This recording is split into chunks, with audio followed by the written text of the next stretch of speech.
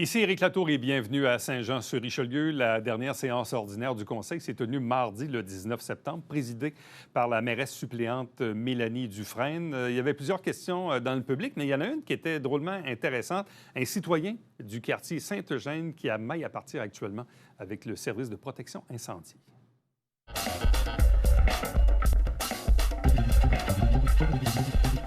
Monsieur Harold Mi-Martin. Mais, Martin? Bonjour. Je m'adresse à vous aujourd'hui. Je suis un petit peu déçu que l'autre Madame mairesse ne soit pas ici, mais je suis content qu'un conseiller de mon district soit ici. Aujourd'hui, je vais vous partager des preuves visuelles de la situation de la qualité d'eau que j'avais parlé au dernier conseil qu'on a eu, puis que je n'ai pas eu la réponse. Je vais vous transmettre les informations tantôt. Ils ont venu faire un drainage de l'eau chez moi et c'est comme ça.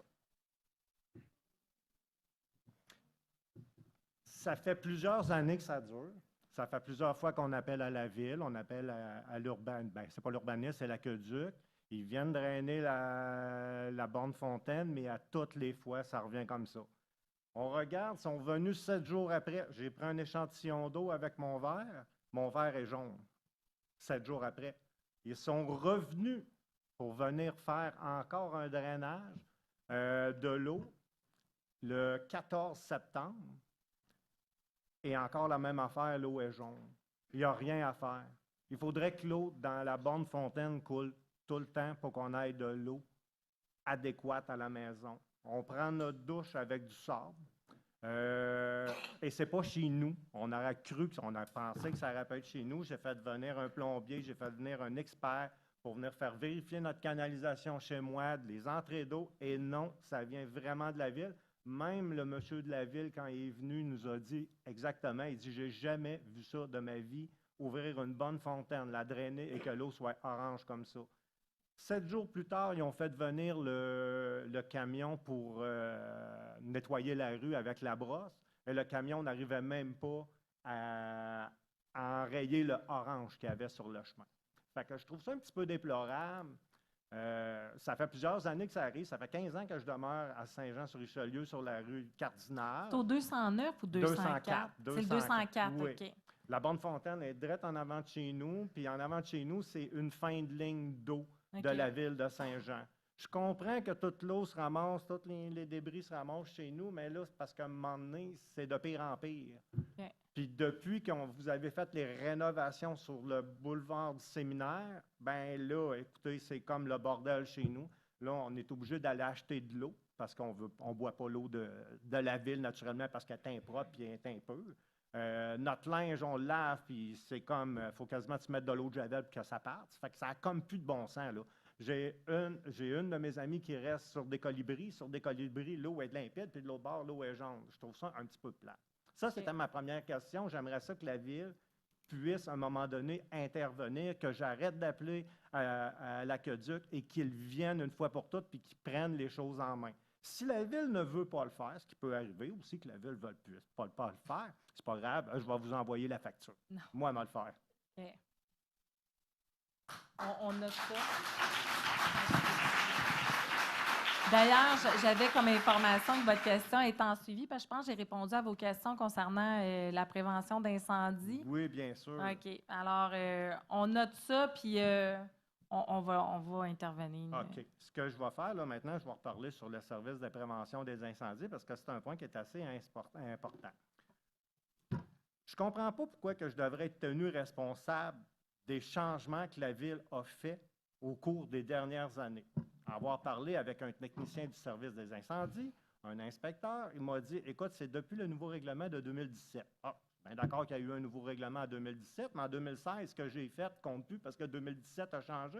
L'année prochaine, si je me conforme exactement à ce que le service des incendies veut, puis l'année prochaine, vous changez le règlement, ah oui, on recommence, on dépense. Le code de prévention d'incendie, ce n'est pas la municipalité qui gère ça, c'est Oui, un madame. code provincial. Il y a un code provincial et il y a une partie que la Ville prend en charge. Oui. Et c'est la partie de la Ville qui prend en charge que je ne suis pas d'accord. Ce que le Code du bâtiment dit Je suis d'accord avec ça. C'est le Code canadien du bâtiment, c'est la grandeur du Canada. Mais ce que la Ville de Saint-Jean propose, pas nécessairement d'accord. Puis qu'est-ce qui prévaut au Canada? C'est le Code du bâtiment du Canada et non le Code des incendies de la Ville de Saint-Jean. Monsieur Dubois, vous avez la réponse à ça, parce qu'on a géré plusieurs dossiers comme ça, puis je vous comprends, puis je comprends votre frustration, mais Monsieur Dubois va répondre à votre question. Bonsoir, M. Martin. Bonjour. Bon. En fait, la législation, parce que là, il ne faut pas mêler les choses. Le Code national du bâtiment, le Code national de prévention des incendies, c'est deux choses. Oui. Les codes sont provincialisés. Donc, au Québec, il y a des codes. Là, je parle de la province. Là. Il y a des codes qui doivent être adoptés par les municipalités. Donc, la Ville de Saint-Jean a adopté le chapitre bâtiment du Code de sécurité du Québec, qui est une application uniforme à travers la province. Ce code-là, comparativement au Code du bâtiment, le chapitre bâtiment du Code de sécurité, donc ce qui traite la prévention incendie, vise la sécurité des personnes. Et ce code-là est rétroactif dans ses changements réglementaires, ce qui n'est pas le cas du Code du bâtiment, qui vise la sécurité du bâtiment. Okay? Donc, l'application par le service de sécurité incendie du chapitre bâtiment du Code de sécurité, autrefois appelé le Code national de prévention des incendies, est rétroactif. C'est pour ça que les inspecteurs sont allés voir pour dire, bien, ce qui était conforme en 2016, il y a eu des modifications des articles par le provincial, pas par le municipal. On adopte les modifications des articles qui sont faites au provincial. On a l'obligation de le faire, et c'est relié par le schéma de couverture de risque, donc la mise en conformité. Ils sont obligés d'appliquer le dernier code, les dernières obligations. Maintenant, à Saint-Jean, ce qu'on fait avec nos citoyens, c'est qu'on les accompagne dans le changement. Au lieu de dire, on y va, 30 jours, mise en norme, non. On y va, on explique c'est quoi la modification, c'est quoi l'impact, puis on accompagne nos citoyens pour dire, dans combien de temps vous pouvez le faire? Comment on peut progresser vers la mise en conformité qui vise toujours la sécurité des citoyens? Fait que c'est comme ça, et ça fonctionne comme ça à travers le Québec. Non? Je suis d'accord avec vous en partie. Puis pratiquement toute la partie que vous venez de m'expliquer. Sauf que la partie que je ne suis pas d'accord, c'est que si je vais à la Ville de Montréal, le Code du bâtiment, le Code du service des incendies, de la protection des incendies de la Ville de Montréal est un peu différent de celui-là de la Ville de Saint-Jean. Pourquoi un tel type de grandeur de fenêtre va passer à Saint-Jean, va passer à Montréal et ne passera pas à Saint-Jean? Pourtant, la Ville de Montréal est un petit peu plus grosse que la Ville de Saint-Jean. Je vais faire la même affaire avec la Ville de Québec parce que j'ai comparé, et la Ville de Québec, ça passe, mais pas la Ville de Saint-Jean. Moi, là-dessus, je pourrais vous emporter tous les documents reliés à ça, puis je ne suis pas tout à fait d'accord avec la Ville de Saint-Jean. Je ne veux pas rentrer dans une bataille juridique à ne plus finir, mais je veux comprendre pourquoi que la Ville a adopté un règlement avec le service des incendies qui est un petit peu différent du règlement de la province de Québec. C'est cette question-là que je vais me poser. Bien, moi, j'aurais pu répondre ce que vous m'avez répondu souvent pour avoir géré ce type de dossier-là, mais c'est que quand Québec débarque chez vous, là, il n'y en a pas de négociation. C'est ça, ça finit là. Tandis qu'au municipal, le fait qu'on l'a pris sous notre gouvernance fait en sorte qu'on peut avoir des ententes avec les propriétaires pour vous aider dans le temps à vous conformer. C'est la raison principale de pourquoi on a voté cette résolution-là en 2017. OK. Ça veut dire que si je retarde un peu puis qu'on arrête de marceler... On va prendre des ententes avec vous. Oui, moi, je suis prêt à prendre des ententes avec le service des incendies de la Ville de Saint-Jean, mais il faut comprendre aussi qu'on est dans une période où le taux d'intérêt a monté et où ce qu'on est à côté ici. Absolument. À un moment donné, c'est pas vrai qu'il va y avoir un jeune de 24 ans qui va me dire quoi faire. Je vais être prêt à l'écouter, mais à prendre une entente avec le service des incendies, mais pas me faire des menaces non plus. C'est ça que je ne suis pas d'accord. Je comprends. Puis il y a quelqu'un qui est très bien au service de la prévention qui pourrait vous rencontrer. Comme je vous dis, je parle ma première gestion de ce dossier-là, d'un dossier comme ça. Mais il y a quelqu'un on va prendre vos coordonnées, puis on mettra quelqu'un en contact avec vous pour prendre des ententes. Parce que des fois, il y a des petites actions que vous pouvez faire à court terme qui sécurisent. Puis à long terme, on se donne un temps. Puis normalement, ça fonctionne bien. Je n'ai pas de problème avec ça. Merci. Est-ce que vous voulez que je donne mes informations au greffier? Madame Carbonneau à l'arrière, Mélanie, elle va prendre vos informations. Merci beaucoup de m'avoir écouté. Merci.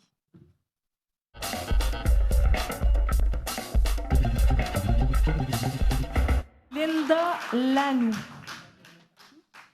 23 Mansart. Bonsoir. Alors, moi, je viens pour un autre genre de problème. Je viens déposer une pétition pour les résidents de la rue des Pelleteaux suite au problème d'inondation qui est arrivé le 21 juillet dernier. Alors, il y a eu beaucoup de résidences. Je sais qu'il y en a eu dans d'autres secteurs aussi, mais il y en a eu sur la rue des Pelleteaux de façon importante. Et en fait, j'ai communiqué avec la Ville. Et mon objectif, c'est de déposer une requête afin qu'il y ait possiblement des travaux temporaires, parce qu'il semble que il est prévu qu'il y ait des travaux qui soient faits. On m'a donné là, comme date que j'ai été informée que la planification actuelle prévoit le début de l'urbanisation, incluant la mise en place d'un réseau pluvial de la rue Bernier en 2026, au coin Bernier et des Pelleteaux. Et donc, ça devrait se faire d'ici 2027. Mais c'est la deuxième inondation qu'on a. On en a eu une en 2011 aussi. Et mon objectif, c'est d'être un peu préventif, peut-être qu'à moindre coût, en attendant qu'on puisse finaliser les travaux, il y aurait moyen de pouvoir déverser l'eau de l'autre côté, là, dans le champ en face du Bernier, parce que c'est vraiment beaucoup de gens qui ont été inondés. Là, on a vu plein d'appareils électroménagers qui ont été sur le bord des rues, des divans, des gens qui ont été obligés de déménager temporairement. Alors, c'est vraiment une requête pour des travails temporaires, considérant que ce n'est pas au plan quinquennal, si on peut dire. Alors, c'est l'objectif de ma requête. Ce n'est pas une requête de réclamation de frais par les endommagements causés. On sait qu'il y a eu des pluies importantes, mais actuellement, il y a un seul... je ne suis pas spécialiste dans la canalisation, là, mais on m'a dit c'était combiné, et le pluvial et le sanitaire. Donc, ça amène un débordement à ce moment-là. Alors, voilà l'objet de ma requête. OK. Là, vous m'avez parlé d'une pétition, d'une... Oui, elle est ici. OK, bien, vous pouvez nous la remettre ici, oui. Oui. Puis on va la regarder. C'est un élément... Oui, Madame Lanoux, Oui. je voudrais juste vous rappeler, on attend par exemple les coordonnées de vos locataires et les photos pour les faire parvenir. Ça fait partie de l'évolution du dossier. Bien, les coordonnées sont ici. OK.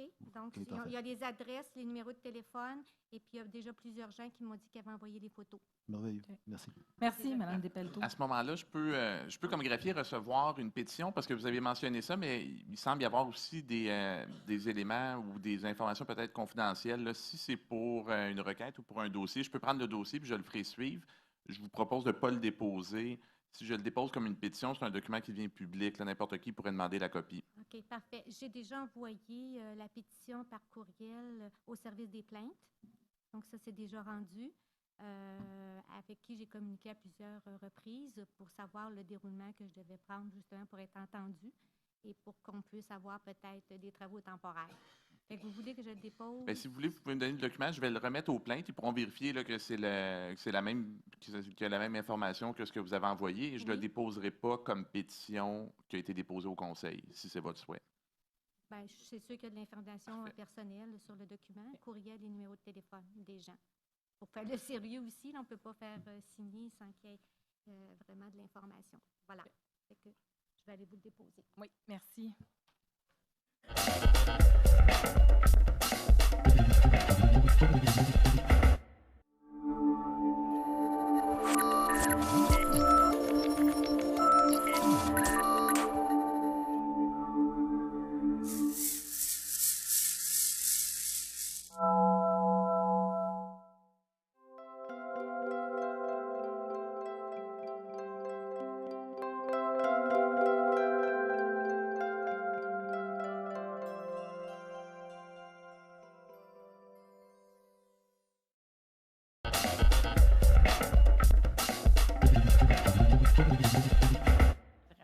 Bon, on commence avec le district 2 aujourd'hui. Madame Lambert.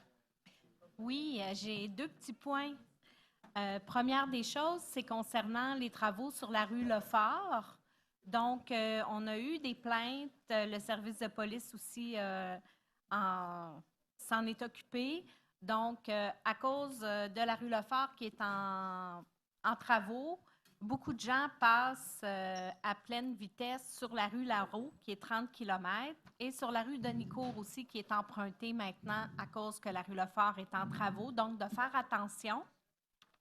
Et mon deuxième point, c'est concernant, il y a eu des interventions aussi qui ont été faites au niveau du service de police, que ce soit dans Saint-Athanas-Sud ou même dans Iberville, parce qu'il y a des gens qui se promènent avec leurs chiens qui ne sont pas en laisse. Et il y a eu certains événements plates qui sont arrivés. Donc, notre service de police a dû faire des interventions. Donc, s'il vous plaît, quand vos chiens ne sont pas dans votre cour, les attacher pour éviter qu'il y ait d'autres incidents. Alors, je vous remercie. Passez une bonne fin de soirée.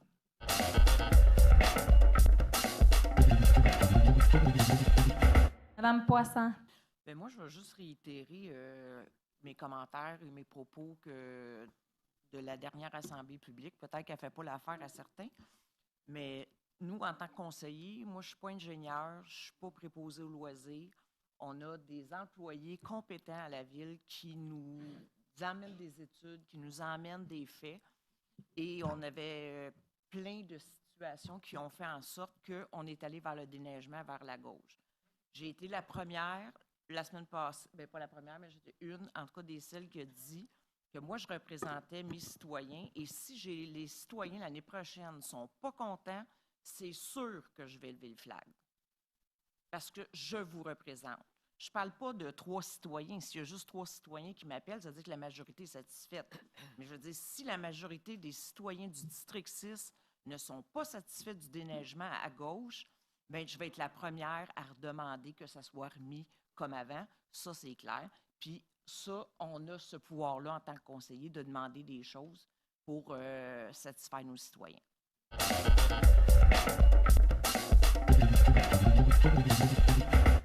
Madame Surprenant. Bonsoir. Du 8 au 14 octobre prochain va se dérouler la semaine de la prévention des incendies.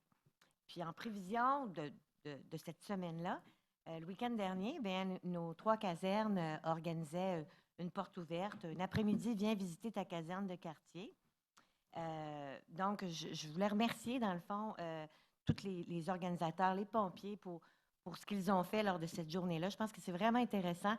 C'est une belle activité familiale qui permet de démystifier le travail des pompiers et puis de sensibiliser aussi à la prévention des incendies, etc. Donc, il va y avoir d'autres activités organisées par le service des incendies dans la semaine du 8 au 14 octobre prochain. Donc, je voulais juste saluer le travail de nos pompiers. Dans un autre ordre d'idée, à l'Acadie, on a un regroupement qui s'appelle les Aînés de l'Acadie. Les Aînés de l'Acadie, c'est un regroupement de bénévoles qui travaillent très fort pour remplir une mission qui est de briser l'isolement des personnes âgées, permettre de se faire des nouvelles amitiés, puis ou consolider les anciennes. Donc, ça fait quand même 50 ans que l'organisme, mais ce n'est pas un organisme, c'est un regroupement, existe.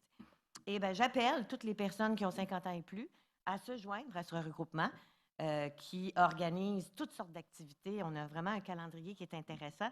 Ça coûte 15 $ par année. Et bien, si vous êtes intéressé, vous n'avez qu'à regarder sur Internet, Aînés de l'Acadie. Au pire, vous pouvez me téléphoner puis je vous donnerai les coordonnées. Ça va être tout pour moi. Merci. Bonsoir.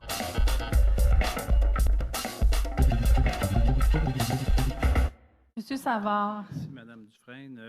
J'ai mis un point, entre autres, là, pour revenir un peu au propos de Mme Lanoux, tantôt, qui reste dans le secteur 11, sur la rue des Pelleteaux, en raison des inondations qu'il y a eu, le déluge plutôt qu'il y a eu le 21 juillet, il y a déjà quelques mois. Mon secteur a été concerné par ce déluge-là. On a eu énormément d'eau dans les rues. Je pense que les gens sont en mesure de s'en rappeler, de le constater, dont d'ailleurs plus de 100 citoyens qui ont été pris avec ce contexte-là. Actuellement, la Ville est en étude. Autrement dit, la Ville actuellement est en investigation pour les problématiques de la tuyauterie ou le pluvial. Donc, ils sont en train d'analyser la situation. Suite à ça, prochainement, il va y avoir des expertises faites par les travaux publics, entre autres, pour voir passer des caméras dans certaines canalisations, dans certains secteurs, puis voir s'il n'y a pas moyen peut-être de faire du déblocage de conduits, qui pourrait possiblement, temporairement, si on veut, aider si jamais s'il se reproduirait une autre similitude d'une température comme ça, un déluge de pluie. Donc, c'est pour répondre peut-être à Mme Lanoux qui a posé la question tantôt. C'est sûr qu'effectivement, les travaux qui sont projetés pour 2027, la revitalisation du Grand Bernier va sûrement aider la cause, mais cependant, comme on l'a expliqué, ce n'est pas avant 2027 pour ces travaux-là, en raison, évidemment, des budgets de la Ville. C'est pour ça que c'est prévu à ce moment-là.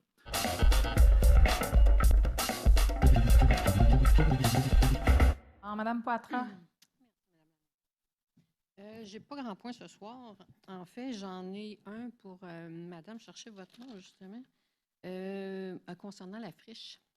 Je voulais juste vous informer que j'ai reçu les plaintes et que je les ai soumis au comité environnement. Et j'ai fait la demande comme de quoi que enlever la friche sur le boulevard de Normandie. Je pense que ça a déjà été fait, d'ailleurs. Il reste... vous, c'est pas fait? OK, parce que j'ai demandé justement parce qu'il y avait des enfants qui ne pouvaient plus jouer. Là. Et le côté des jeux d'eau, ça, c'est l'autre bord de Normandie. Mais moi, je parle, là, c'est ça.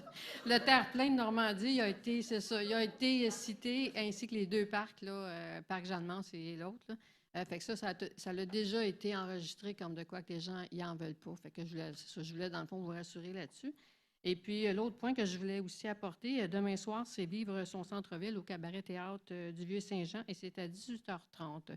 Ça, c'est la présentation du résultat du PPU du centre-ville et ça l'inclut maintenant, parce que c'est la vieille version 2013 qui a été mise à jour, version 2023.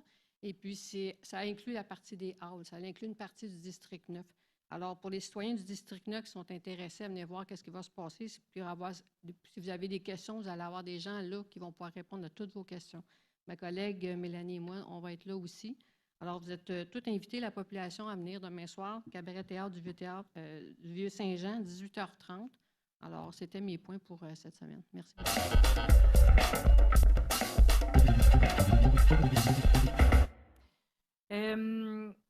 Pour mon mot, j'aimerais parler du sommet de l'itinérance. J'ai eu l'occasion, avec d'autres grandes villes du Québec, d'interpeller le gouvernement provincial d'une façon organisée pour aller chercher les sommes d'argent nécessaires à pas juste pallier à l'urgence de l'itinérance, mais d'en faire plus aussi pour de plus en avoir de l'itinérance. Puis ça existe. Au sommet, on a eu un modèle finlandais qui nous a été présenté, qui dit le logement d'abord.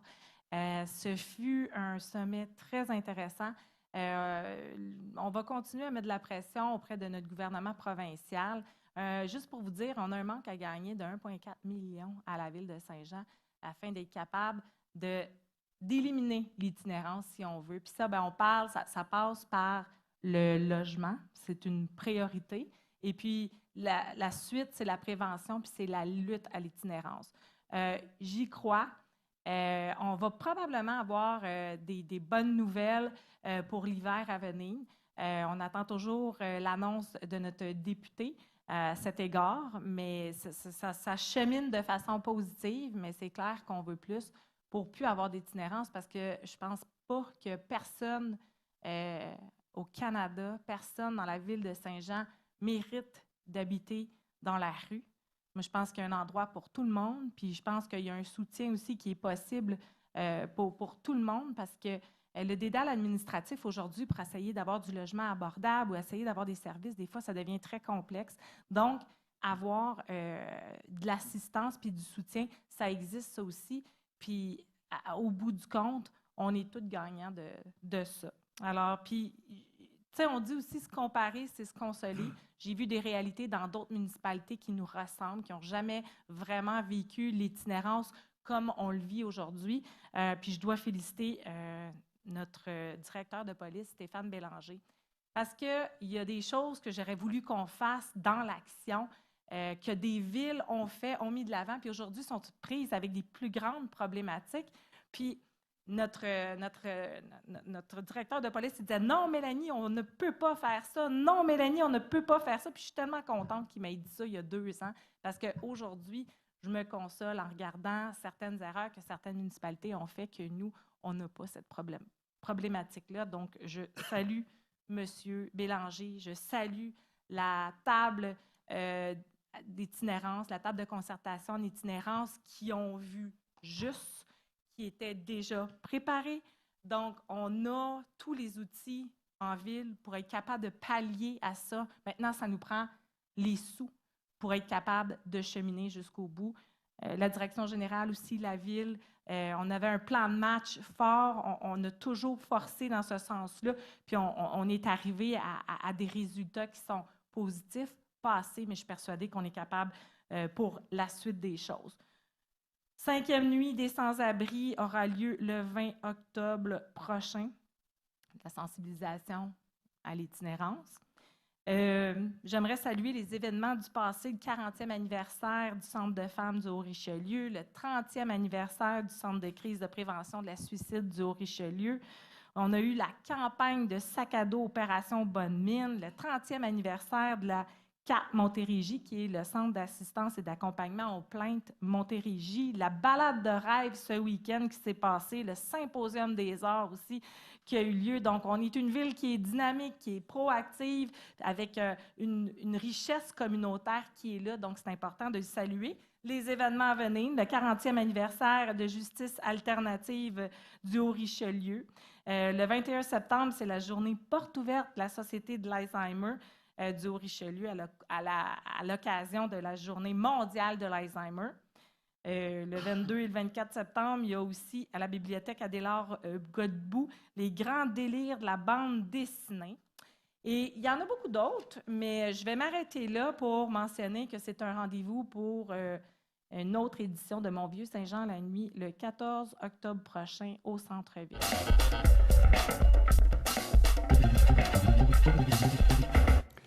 Merci d'avoir été là. Prochain rendez-vous, c'est bien sûr la semaine prochaine. On va vous présenter de nouveaux extraits des travaux de nos élus joannais à l'Hôtel de Ville de Saint-Jean-sur-Richelieu. Sur ce, questions, commentaires, suggestions par courriel, Éric Latour en un mot à commercial tvhr9.com.